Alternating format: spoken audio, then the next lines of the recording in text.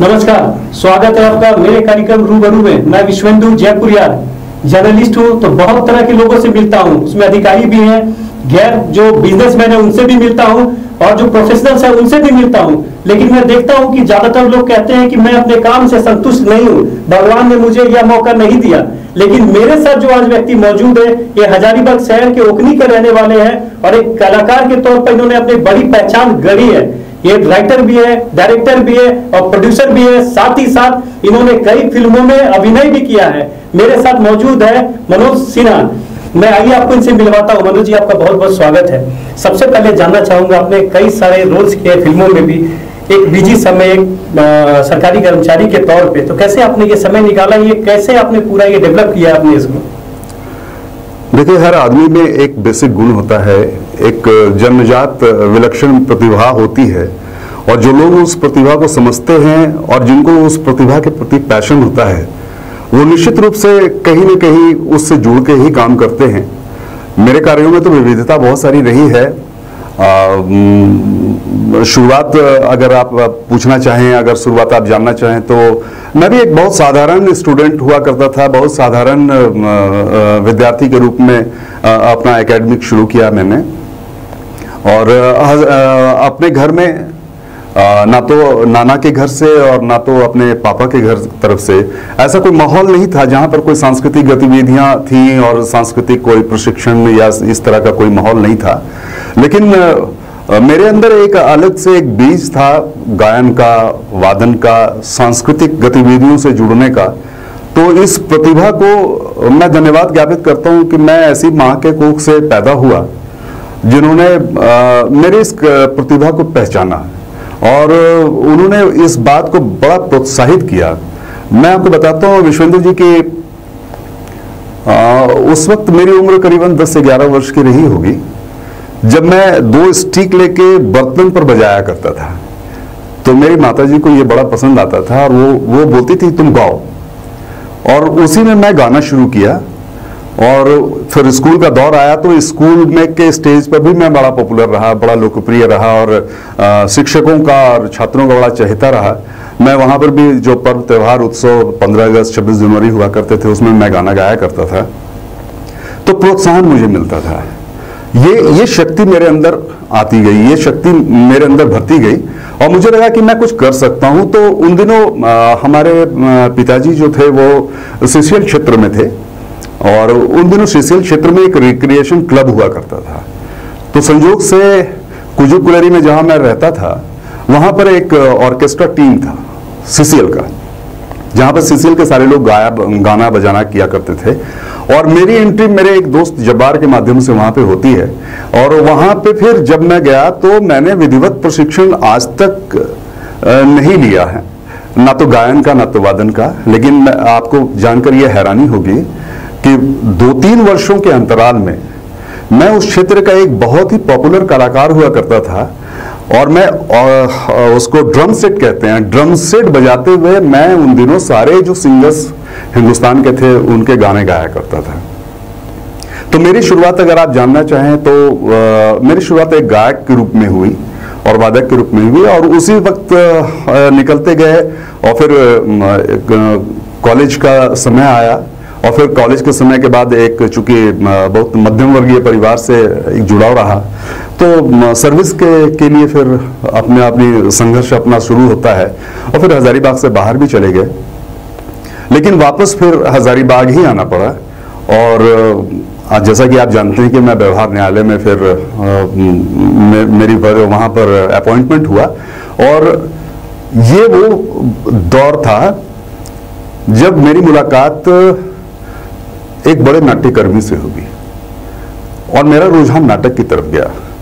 सम्राट संस्था के राकेश गौतम जी, उनसे मेरी मुलाकात हुई और उनके साथ रह के मैंने कई सारे नाटकों में काम किया, सीखा।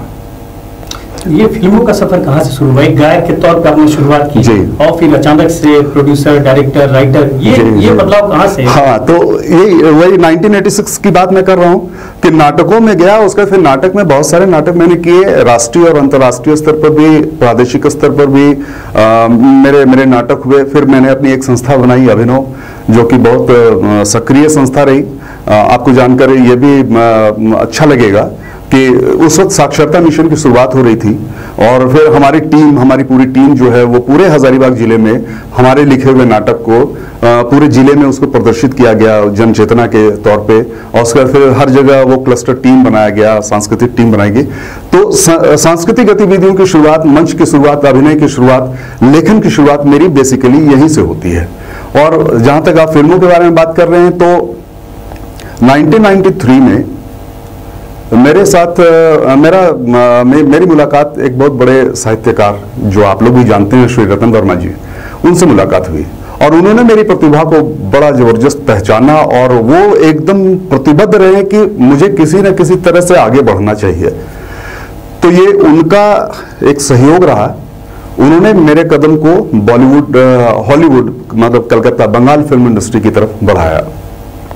उन्होंने मेरा परिचय विष्णुपाल चौधरी जी, एक बहुत बड़े डायरेक्टर उन दिनों हुआ करते थे, उनसे करवाया। और मेरा पहला सबसे बड़ा जो दूरदर्शन, उस जमाने में दूरदर्शन से बड़ी चीज तो कुछ हुआ ही नहीं करती थी, तो दूरदर्शन पे मेरा एक विषवृक्ष, बंकिम चंद्र चट्टोपाध्याय उनकी कहानी पर यह विषवृक्ष था, उसमें मुख्य किरदार के रूप में मेरा वहां पर हुआ और उसका प्रसारण भी हुआ। वहीं से मेरी पहचान फिल्मों की तरफ बढ़ती है।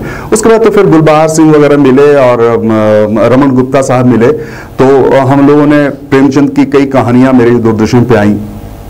उस जमाने में जी हॉरर शो की शुरुआत हुई थी, तो उस जी हॉरर शो में भी मैंने काम किया एक पुलिस इंस्पेक्टर के रूप में।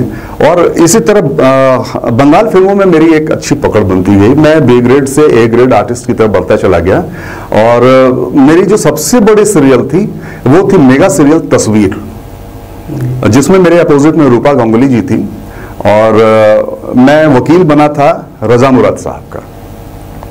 तो यहां से एक फिल्मी सफर शुरू होता है और वहीं से मैंने लेखन की, पटकथा लेखन की और निर्देशन की और अभिनय की, अपने अभिनय करते करते मैं उन बारीकियों को मैंने सीखा, वहां पे बहुत ध्यान दिया। और उसके बाद फिर हजारीबाग में सबसे पहले जो वृत्त चित्र बना, एक डॉक्यूमेंट्री फिल्म बनी बूढ़े इमाम पे, जिसका प्रसारण दूरदर्शन पटना से भी हुआ और फिर दूरदर्शन DD1 दिल्ली से भी हुआ, वो था मेरे निर्देशन में और मेरे स्क्रिप्ट राइटिंग में कोवर्क आर्ट और ये जो उनकी जो कलाएं हैं उस पर मैंने, वहां से फिल्म मेकिंग मेरी शुरू होती है। और उसी वक्त में मीर कल्लू की गवाही एक टेली प्ले बना जिसको बहुत सराहा गया, दूरदर्शन से उसको अवार्ड भी मिला, तो DD1 से भी चला। तो इस तरह मेरे फिल्मों का कैरियर यहाँ से इस तरह से शुरू होता है। और उसके बाद तो फिर अगर इसको थोड़ा सा रोक कर आपको बताएं तो मैंने जो सीखा, जो बारीकियां जो मैंने सीखी, अभिनय की, निर्देशन की, एडिटिंग की, तो मुझे लगा कि हजारीबाग में रहता हूं और हजारीबाग मेरी जन्मभूमि है, यहीं से मैंने कुछ सीखा है, तो हजारीबाग को भी कुछ लौटाना चाहिए। तो ये मेरा कमिटमेंट था। तो उन दिनों सिर्फ एक दूरदर्शन न्यूज हुआ करता था और स्टार न्यूज हुआ करता था और जी न्यूज हुआ करता था, जिसका हजारीबाग में तो अप्रोच बिल्कुल भी नहीं था। जब भी कोई बात होती थी तो कहीं ना कहीं से एक दूरदर्शन की बड़ी सी गाड़ी आती थी, कुछ कुछ कवर करके चली जाती थी। तो उन दिनों कविता सिन्हा जी मेरे साथ थी, शुरू से रही थी अभिनव संस्था में, तो उन्होंने भी इसमें सपोर्ट किया और भी बाकी लोगों ने सपोर्ट किया। तो एक न्यूज चैनल की हम लोगों ने शुरुआत की। वो हजारीबाग का सबसे पहला न्यूज चैनल था अभिनव न्यूज, और वो साप्ताहिक न्यूज था। हम उस पर भी आएंगे, जी, जानकारी लेंगे। जी, सबसे पहले जानना चाहते हैं कि आपने कितनी फिल्मों में अब तक काम किया है, कितने का निर्देशन किया है आपने, और लेखक के तौर पे आपकी क्या कंट्रीब्यूशन रहा है फिल्म इंडस्ट्री में? लेखन के तौर पे मेरी सिर्फ एक फिल्म, मेरी दो फिल्में हैं जो कि बनी हैं और जो प्रदर्शित हुई हैं, जिसमें प्यार किया नहीं जाता है और एक अंतहीन फिल्म है। ये दो फिल्में थी, दो फीचर फिल्में थी जिसमें मेरे स्क्रिप्ट राइटिंग की बात हुई। दूरदर्शन के लिए मैंने बहुत सारे सीरियल लिखे, बहुत सारे कार्यक्रम किए, बहुत सारे टेलीप्लेज लिखे। वो दूरदर्शन से, पटना से, डाल्टनगंज से, दूरदर्शन DD1 से, गोरखपुर से, ये सब प्रसारित होते रहे। तो लेखन के तौर पर मैं ये इधर कहता हूँ, क्योंकि रतन वर्मा जी का भी साथ मिला तो साहित्य से भी जुड़ा, तो कथा लेखन में भी ईश्वर की दया से राष्ट्रीय स्तर पर कई सारे पुरस्कार भी मिले, बहुत सारी कहानियां मेरी पुरस्कृत भी हुई। लेखन का ये क्षेत्र था। उसके बाद फिर आपने निर्देशन के बारे में कहा, तो निर्देशन के रूप में मैंने 3 फिल्में निर्देशित की हैं, जिसमें एड्स का जहर, प्यार किया नहीं जाता, और एक फिल्म थी नाम याद नहीं आ रहा है, वो फिल्म रिलीज भी नहीं हो पाई। तो निर्देशन के तौर पर ये 2 बड़ी फिल्में मैंने की, और अभिनय के रूप में अगर आप देखें तो मेरी करीबन 22-23 फिल्में हैं, फीचर फिल्में हैं जिसमें मैंने काम किया। कौन सी फिल्म है जिसमें आपने अभिनय किया और आपके दिल के बहुत करीब है, आपको लगता है कि उसको अभिनय करके, उस रोल को करके आपने अपनी वो जो दबी हुई इच्छा थी उसको पूर्ण कर लिया? मेरी जो सबसे सफल फिल्मों में आप कह सकते हैं तो वो है नमस्ते बिहार, और वो हिंदी फिल्म थी। उसके बाद फिर कौन हो तुम, एक अच्छी फिल्म थी। अपराजिता, जिसमें काम करके मुझे बहुत सेटिस्फैक्शन मिला। और सबसे बड़ी बात है कि केतन मेहता ग्रुप, जो बहुत बड़ा ग्रुप है, उनके ग्रुप के लोगों ने एक फिल्म बनाई थी गुलमोहर। उसमें मुख्य विलेन किरदार के रूप में उसमें मेरा अभिनय है, और वो फिल्म सचमुच में मेरे दिल के बहुत करीब है, और बहुत बड़ी फिल्म है। मैं उसका नाम जरूर लेना चाहूँगा। तो ऐसी फिल्में हैं जिसमें उसका फिर हमार धड़कन एक फिल्म है, ये भी बहुत अच्छी फिल्म है। एक गंगवा आने वाली फिल्म है, ये बहुत बड़ी अच्छी फिल्म है। अभी आपको मैं बता दूं कि जैकी श्रॉफ जी के साथ भी एक फिल्म मेरी आने वाली है, वो भोजपुरी फिल्म होगी। पहली बार उसमें जैकी श्रॉफ जी भी आ रहे हैं, और उसके पहले जो है शक्ति कपूर साहब के साथ भी मैंने काम किया। तो ये सारी फिल्में हैं सब। अपने लेखन में भी हाथ आजमाया, डायरेक्टर के तौर पे भी आप आए, कई काम आपने किए, लेकिन सबसे अच्छा आपको क्या लगा, एज ए अभिनेता या फिर डायरेक्टर या फिर लेखक? कहाँ आपको सेटिस्फाइड लगता था, सेटिस्फैक्शन आपको लगता था, संतुष्टि होती थी? 2 बातें होती हैं। एक तो है कि अपने आप को जब दिखाने की बात होती है तो अभिनय से बड़ा क्षेत्र तो कुछ हो ही नहीं सकता है। वो उसमें सचमुच में बहुत संतुष्टि मिलती है, बड़ा काम करके सुख मिलता है, और अपने आप को सामने लाने का भी मौका मिलता है, और बहुत सारे उसमें चुनौतियां हैं उसको भी पूरा करने का मौका मिलता है। लेकिन एक दूसरा पक्ष भी हर आदमी के अंदर में होता है, वो है सृजनशीलता का। जब सृजन की बात आती है तो डायरेक्शन से बढ़िया तो कुछ भी नहीं होता है। उस वक्त तो लगता है कि फिल्म डायरेक्ट करना, चूंकि मैं अपने फिल्म के डायरेक्शन में कभी काम नहीं करता हूँ। बहुत सारे लोग होते हैं कि अपने फिल्म का डायरेक्शन भी कर रहे हैं, राइटिंग भी कर रहे हैं, प्रोडक्शन भी कर रहे हैं, और अपने खुद हीरो भी हैं, अपने विलेन भी हैं, या फिर कहीं भी हैं। तो मैं इस चीज को अवॉइड करता हूं, क्योंकि मेरा कंसंट्रेशन जब सृजन पर होता है तो मैं उसमें अभिनय नहीं करना चाहता हूं। तो 2 अलग अलग बातें, हर दोनों मेरी पसंद की बातें हैं। अभिनय भी मेरे दिल के बहुत करीब है, और निर्देशन चूंकि सृजनशीलता है तो वो मुझे अच्छा लगता है। आपने 98 से 2000 तक अभिनव नीर चलाया था, उस वक्त चलाया था, शुरू किया था जब इसको असंभव कार्य समझा जाता था, क्योंकि उतनी सुविधाएं नहीं थी, और काफी सक्सेसफुल हुए थे आप उस वक्त। जी। तो उसके बारे में थोड़ा हमें बताइए। ये वो दौर था, जैसा कि मैंने बताया कि उस वक्त सिर्फ दूरदर्शन और स्टार न्यूज और ये हुआ करता था, तो यहाँ के लोगों को भी विजुअल देखने की तमन्ना थी, और चूंकि मैं उस वक्त तक सीख चुका था, तो मैं आपको बताऊं कि 2-2, 3-3 VHS का जमाना था। वीडियो उस वक्त जो वीडियो प्लेयर हुआ करते थे, वीडियो रिकॉर्डर हुआ करते थे, तो 3-3 प्लेयर में 3-3 कैसेट लगा के उसको एक जगह एडिट करके उसको फिर कंप्यूटर से देख के, उस वक्त वो नॉन लीनियर एडिटिंग नहीं हुआ करती थी, तो बहुत टफ था। कैमरा 22 किलो 25 किलो का कैमरा लेके दौड़ा चलता था मैं, और चूंकि मैं बहुत पैसे नहीं दे पाता था बहुत सारे लोगों को, एक नॉमिनल अमाउंट था, तो चूंकि मेरे संस्था से बहुत सारे लोग जुड़े हुए थे, तो वो लोग भी बेचारे मेहनत करते थे, वो लोग भी दौड़ते रहते थे। एक कैमरा लेके मैं दौड़ा करता था, एक कैमरा लेके कोई दौड़ा करता था। कहीं कुछ भी घटनाएं हुई तो चूंकि आप जानते हैं, आप तो इससे जुड़े हुए हैं, तो विजुअल मीडिया का सबसे पहले पहुंचना बहुत जरूरी है। अदरवाइज प्रिंटिंग मीडिया वाले तो कहीं से भी कलेक्ट कर लेंगे, लेकिन हम लोगों को तो वहां जाना बहुत जरूरी होता था। तो बड़ा संघर्ष का समय था, चुनौतियां आर्थिक भी थी, चुनौतियां तकनीकी भी थी, और वैसे समय में सब कुछ खुद करना पड़ता था। आपको मैं बताऊं कि न्यूज पढ़ता भी नहीं था, क्योंकि बहुत सारे लोगों को नहीं मालूम था कि कैसे पढ़ा भी जाता है।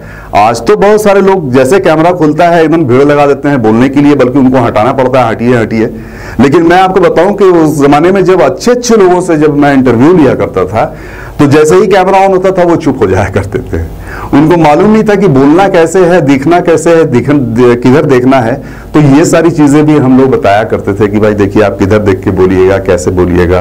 तो मैं समझता हूं कि हजारीबाग के लोगों को अगर याद होगा तो वो ये इस बात को जरूर याद रखेंगे कि कैमरा में देखने के लिए सबसे पहले अभिनव न्यूज ने ही बताया और कैसे बोला जाता है। आप सरकारी नौकरी भी करते हैं, और ये जो कलाकार वाला आपका रोल है उसे भी निभाते हैं, उसके लिए भी समय निकाल लेते हैं। आपकी फिल्में आने वाली है जैकी श्रॉफ के साथ, आपने अभी बताया, ये समय कैसे निकाल पाते हैं, कैसे बैलेंस कर पाते हैं? क्योंकि एक तरफ फैमिली, एक तरफ आपका कोर्ट, दूसरा तरफ आपका ये फील्ड। बिल्कुल सही बात है, बिल्कुल सही बात है। बहुत संघर्ष होता है और चूंकि इतने सारे इन्वॉल्वमेंट हैं सरकारी नौकरी में रहते हुए, आप जानते हैं कि बहुत सारी चीज़ों की बाध्यता होती है, बहुत कुछ खुल के नहीं किया जा सकता है। लेकिन मैं अपना वक्त अपनी छुट्टी के वक्त में ही निकालता हूं और मैं धन्यवाद देता हूं अपने तमाम वैसे प्रोड्यूसर और निर्देशक का जो मेरे समय के अनुसार मुझे डेट देते हैं और मैं उनके सारे काम में जाके लग जाता हूं, कर लेता हूं। ईश्वर की कृपा है कि सब तरफ तारतम्य बना रहता है, घर भी, परिवार भी और नौकरी भी, सब साथ साथ चलता रहता है। आपने 90 के दशक में जब ये शुरू किया था जी, एक कलाकार के तौर पे, उस वक्त हजारीबाग अभी भी वैसा ही है, कस्बाई शहर है, लेकिन उस वक्त तो काफी लोग और भी पुराने सोच वाले थे, तो काफी आपको संघर्ष करना पड़ा होगा। लोग समझ नहीं पाते होंगे कि कलाकार के तौर पे जब आप कार्य कर रहे हैं तो कहीं ना कहीं यहाँ पर रूटीन होती होगी कि ये लड़का ये क्या कर रहा है। तो ऐसा कुछ एक्सपीरियंस आपको उस वक्त हुआ था? हाँ, बहुत बहुत बहुत बहुत बातें सुनने को मिलती थी, अपने परिवार से भी, अपने समाज से भी, और लोगों को समझ में नहीं आता था कि ये आदमी कर क्या रहा है और ये कितने हद तक सही है, कितने हद तक गलत है। इसकी भी संपुष्टि करते रहनी पड़ती थी मुझे हर अपने कार्यों में। मतलब लोगों को ये बताना पड़ता था कि आप कहीं से भी ये कोई गलत रास्ता नहीं है। और आज देखिए कि सारे लोग उसी तरफ चल पड़े हैं। मेरी शुरुआत उस समय में हुई जब एक संक्रमण का काल था। उस वक्त सारा कुछ शुरू होने वाला था। उस वक्त लोग नहीं समझ पाते थे कि वीडियोग्राफी से क्या हो सकता है, ये कैमरा लेके दौड़ने से क्या हो सकता है, कैमरे के सामने एक्टिंग भी कैसे किया जा सकता है, नहीं किया जा सकता है, इस न्यूज से क्या मिलेगा। लोग एडवर्टीजमेंट नहीं देना चाहते थे क्योंकि कहीं से पैसे का कोई मतलब कोई आमदनी का कोई जरिया नहीं था। तो लोगों को मेरे कुछ मित्र थे उस जमाने में भी, जिनका मैं अभी भी धन्यवाद देता हूं कि उन लोगों ने मेरी बात को समझते हुए कभी 500 रुपया, कभी 250 रुपया, कभी 300 रुपया का छोटा छोटा एडवर्टीजमेंट दिया करते थे। और एक एपिसोड में मैं बताऊं कि मैं उस जमाने में 20 से 22 कैसेट निकालता था, कैसेट VHS का, जो कि हर जिले के हर इलाके में जो केबल ऑपरेटर थे उनके पास जाता था और वो लोग चलाया करते थे। तो 20-22 कैसेट का निर्माण करते हुए मैं उस जमाने में 97-98 के समय में 35 से 40 हजार रुपया एक एपिसोड का लगता था और वो हर दिन चलता था। उसको भी हम लोग पैसे पेमेंट करते थे और जो हमारे यहाँ न्यूज़ बोलते थे उनको भी थोड़ा बहुत दिया करते थे, जो कैमरा लेके चलते थे उनको भी दिया करते थे। एडिटर्स, चूंकि मेरे पास उतना बड़ा साधन नहीं था, तो जहाँ शादियों का जो कैसेट बनता था वहाँ कभी इसके यहाँ, कभी उसके यहाँ, कभी उसके यहाँ जाके हम लोग एडिटिंग किया करते थे। तो संघर्ष तो बहुत था। यानी जो क्रिटिसिज्म होता था उससे आप कभी विचलित नहीं हुए और यही वजह है कि लगातार आज भी आप आगे बढ़ते जा रहे हैं। निश्चित रूप से मैं विचलित नहीं हुआ, बल्कि मैं उनसे हिम्मत लेता रहा कि एक ना एक दिन तो आपको ये महसूस करना पड़ेगा कि ये सारी चीजें गलत नहीं है। आज देखिए कि आज सारे लोग अपने बच्चों को नृत्य की तरफ, गायन की तरफ, फिल्मों की तरफ प्रेरित कर रहे हैं जाने के लिए। लेकिन प्रेरित तो कर रहे हैं, लेकिन बहुत आसान नहीं है वो सफलता पाना। जिस तरीका से आपने कई फिल्मों में काम किया, कई फिल्मों की कहानियां लिखी, आज भी फिल्म आप जैकी श्रॉफ के साथ कर रहे हैं। समान तौर पर अगर कोई आदमी इतनी मेहनत करता भी है तो अभी जगह नहीं मिल पाता क्योंकि नेपोटिज्म का जमाना है। और भी बहुत सारी बातें हैं। बिल्कुल, क्या कहेंगे?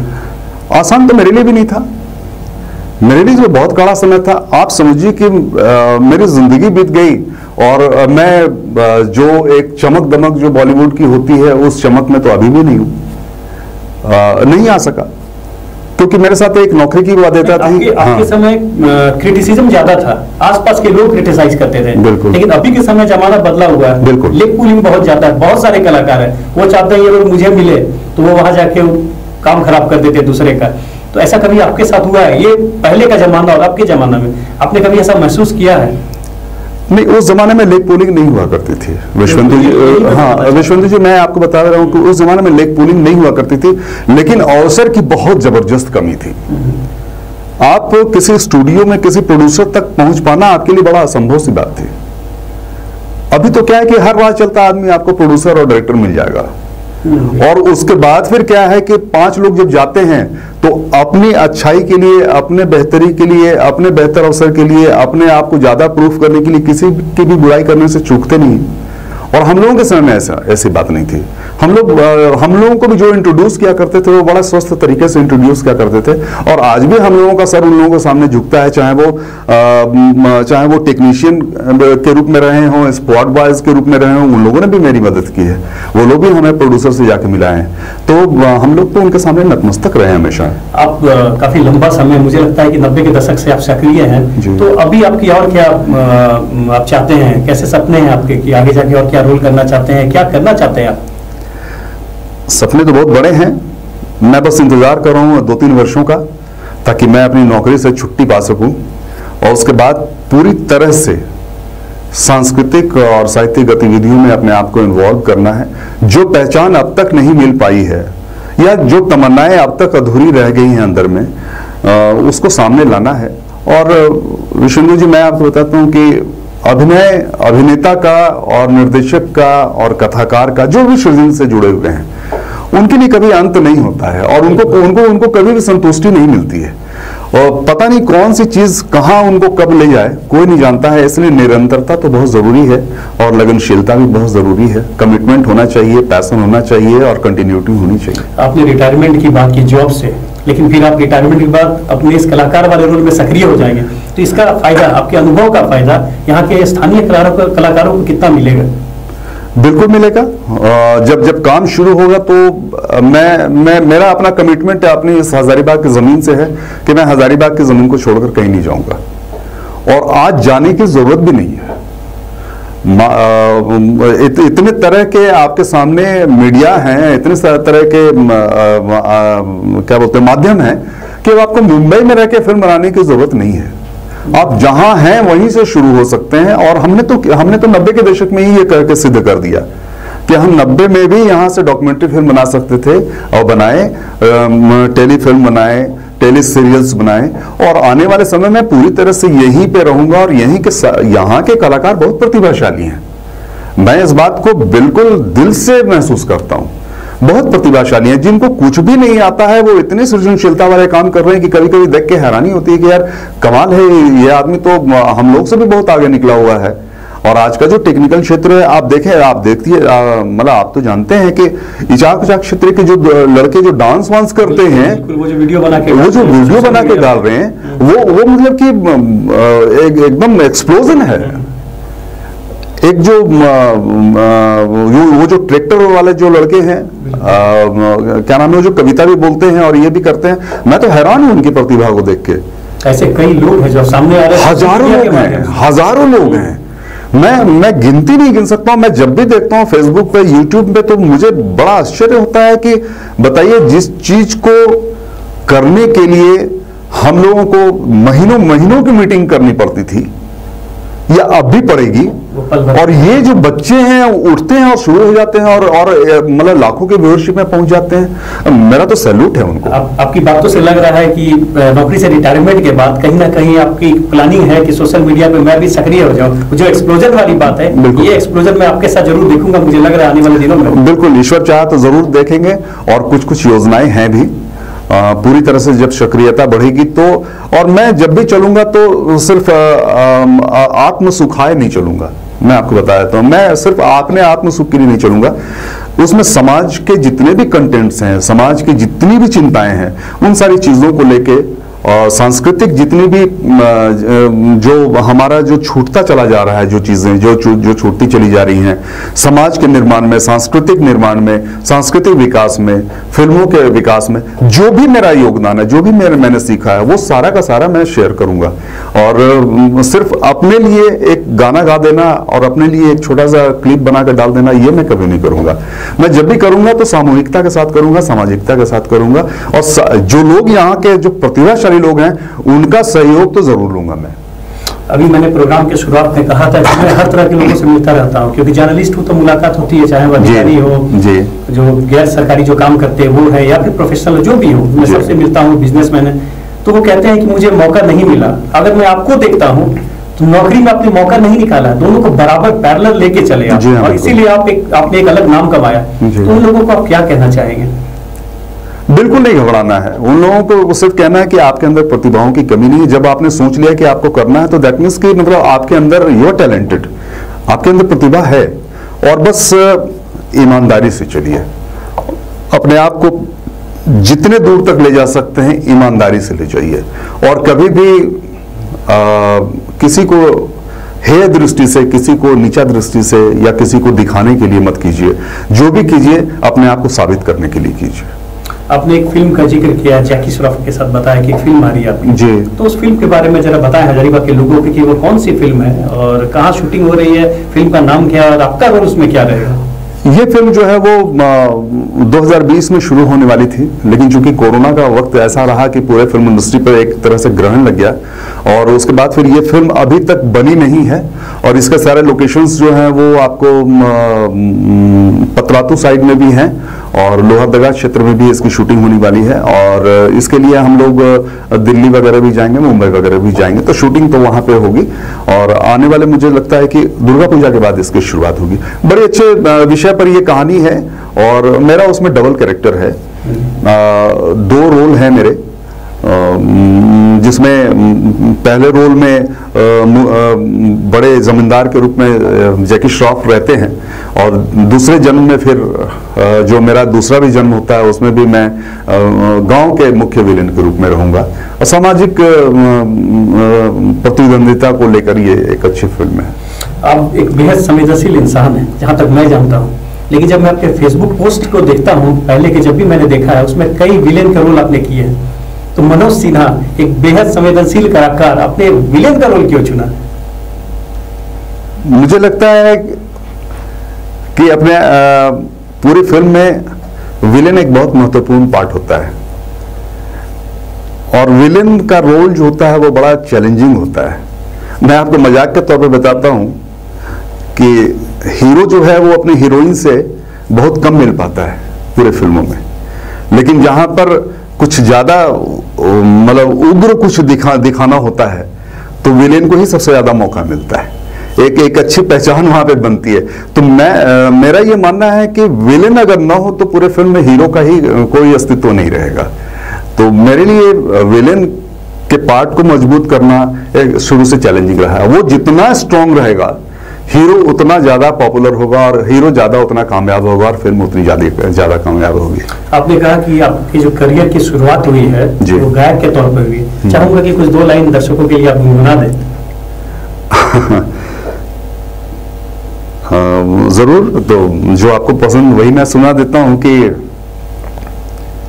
जो तुमको हो पसंद वही बात कहेंगे, जो तुमको हो पसंद वही बात कहेंगे, तुम दिन को अगर रात कहो रात कहेंगे, जो तुमको हो पसंद वही बात कहेंगे। बहुत बहुत धन्यवाद। एक सवाल अंतिम मैं आपसे और लूंगा कि आपने लंबा समय दिया है, तो हजारीबाग के लोग कितना आपको इसका मान देते हैं कि मनोज सिन्हा अच्छे कलाकार हैं, एक पहचान आपकी यहाँ बड़ी बनी है, लेकिन हजारीबाग के लोग कितना इसका मान रखते हैं? घर में तो विश्वेंद्र जी आप भी हैं, विश्वेंद्र जी को सबको बाहर जितना सम्मान देंगे वो घर में तो सम्मान नहीं मिलेगा। लेकिन मैं कहता हूं कि आपकी प्रतिभा पहचानी जाती है आपके घर में, तो इससे बड़ा सम्मान और इससे बड़ी कमाई कुछ हो ही नहीं सकती है। आप बाहर में जाके बहुत कुछ कर लें और घर वाले आपको कुछ नहीं जाने और घर वालों के लिए आप अच्छे नहीं रहें, तो आपकी सारी चीजें व्यर्थ हैं। मैं समझता हूं कि हजारीबाग में जितना मैं उम्मीद नहीं करता था, जितना मैं अपेक्षा नहीं करता था, हजारीबाग में उससे ज्यादा लोगों ने मुझे सम्मान दिया है, हमेशा सम्मान दिया है, एक पहचान बनी है। आज भी कहीं भी जाता हूं तो मुझे ऐसा नहीं लगता कि कोई भी लोग अनजान हैं या कोई भी लोग मुझे पहचानते नहीं हैं। इतना ही बहुत काफी है। और फिर अगर ज्यादा पहचान बनानी है तो आपको ज्यादा काम करना पड़ेगा। यानी कि ये जो पूरा सफर है, आप संतुष्ट है अपने कार्यों से, अब तक के कार्यों से? हाँ, चूंकि मैंने ऐसा तो आपको नहीं लगता ना कि मैंने कुछ मिस कर दिया पीछे लाइफ में? हाँ, मिस किया मैंने। बहुत सारे अवसर ऐसे मिले जहां पर मुझे इस जमीन को छोड़ के जाना था, मैं नहीं जा पाया। इसका अफसोस तो है मुझे, लेकिन अपने वर्तमान से और अपनी जमीन से मुझे कोई शिकायत नहीं है। मैं यहां पर रह के इतना काम कर लिया, ये किसी के सपने के उसके पहुंच के बाहर की बात है। आप अपने जो सफर है आपका पूरा एज ए कलाकार और अपने सर्विस का जो लंबा समय बिताया, कितना संतुष्ट आपको लगता है कि मैंने जो काम किया मैं उससे सेटिस्फाइड हूँ? हाँ, सेटिस्फाइड हूँ, संतुष्ट हूँ। यहाँ पे रह के जिन अवसरों की जरूरत थी, जितना मैं काम कर सकता था उस जमाने में जहाँ पर बहुत संघर्ष था, उस समय को लेकर अगर अभी तक मैं देखूं तो मुझे लगता है कि मैंने अपना बेस्ट दिया है। ये अलग बात है कि बहुत सारे अवसर मिले मुझे यहाँ से बाहर निकलकर काम करने के लिए, जिसको मैं अवेल नहीं कर सका। इसलिए अगर आपका ये सवाल है कि मैं हजारीबाग की जमीन पर कितना संतुष्ट हूं, तो मैं समझता हूं कि हजारीबाग में रहकर इतना काम कर लेना, वैसे वैसे दौर से गुजरकर, इतने सारे संघर्षों से निकल, उतनी सारी चुनौतियों से निपट कर यहां तक पहुंचना एक बहुत बड़ी बात है और किसी के लिए भी एक बड़ा सपना है। हमारी शुभकामनाएं है कि आपके सारे सपने पूरे हों। तो ये थे मनोज सिन्हा। अगली बार फिर किसी नए कलाकार के साथ मिलता हूं। धन्यवाद।